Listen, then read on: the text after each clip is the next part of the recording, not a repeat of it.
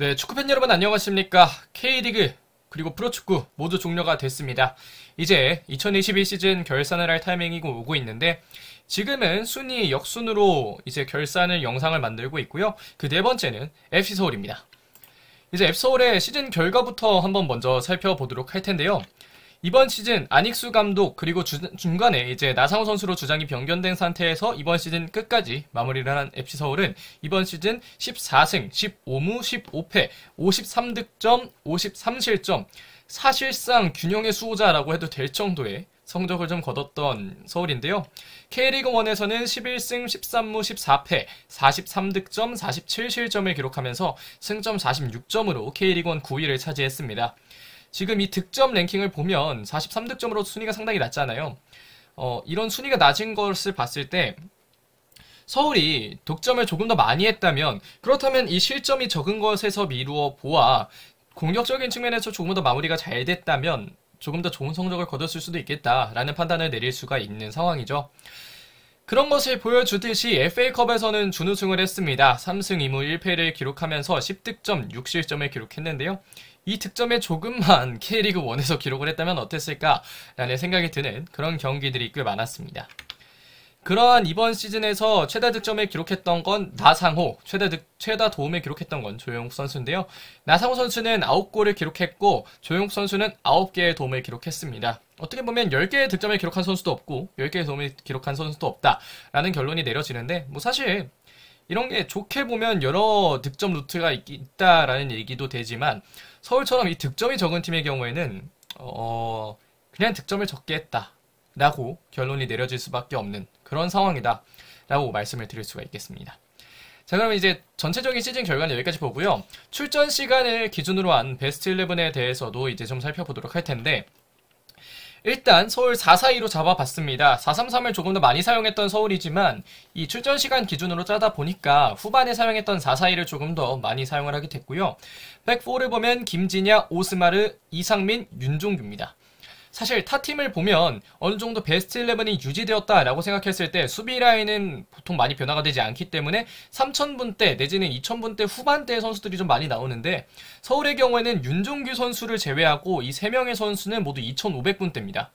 이 얘기가 뭐냐면 오스마르와 이한범이라는 이 중앙 센터백 자리를 주전으로 잡고 나왔던 서울인데 오스마르도 한 번씩 다쳤고 이한범 선수도 한 번씩 다치면서 이상민 선수가 그 빈자리를 많이 메워줬다라는 결론을 내릴 수가 있겠고 이한범보다는 오스마르가 그나마 출전 시간을 더 많이 가져갔다라는 얘기도 될 수 있습니다.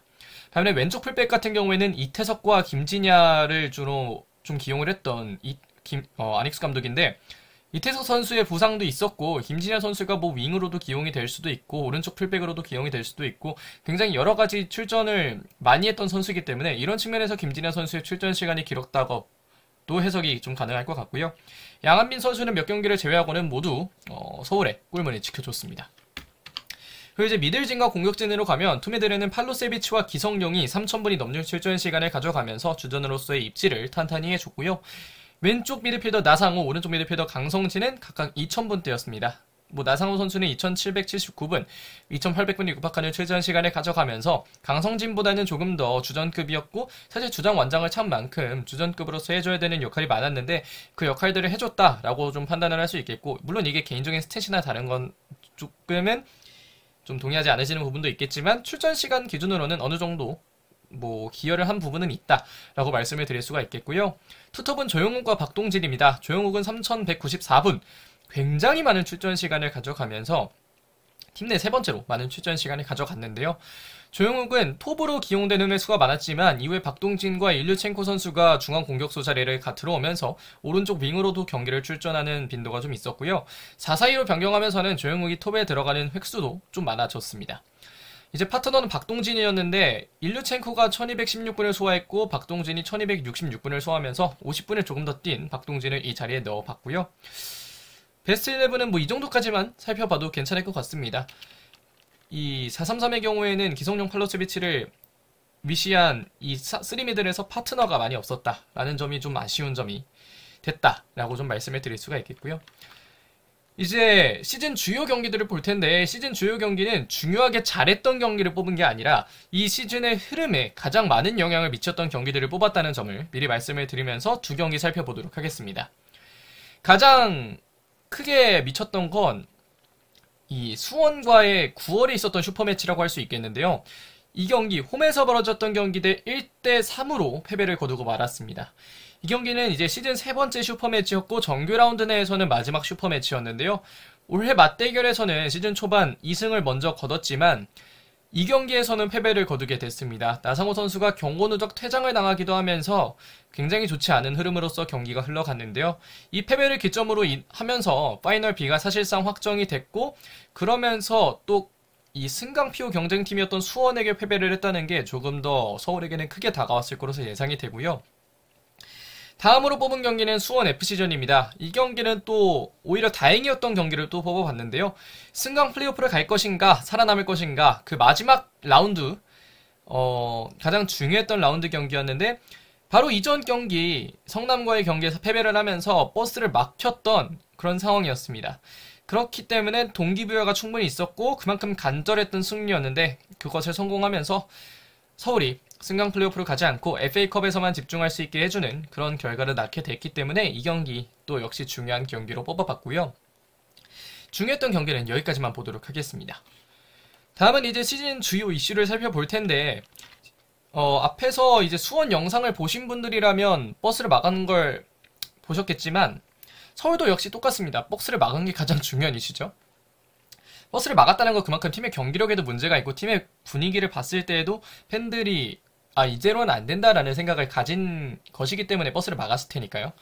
지금 보면 성남을 상대로 패배를 한 이후에 서울 팬들이 버스를 막았습니다. 이거는 10월 16일 이제 37라운드 종료에 있었던 버스를 막은 건데 올해 서울이 얼마나 좋지 않았는지를 성남전에서 보여줬던 서울입니다. 시즌 이전에 여러가지 기대들과는 전혀 달랐던 시즌의 흐름 그리고 결과였는데요.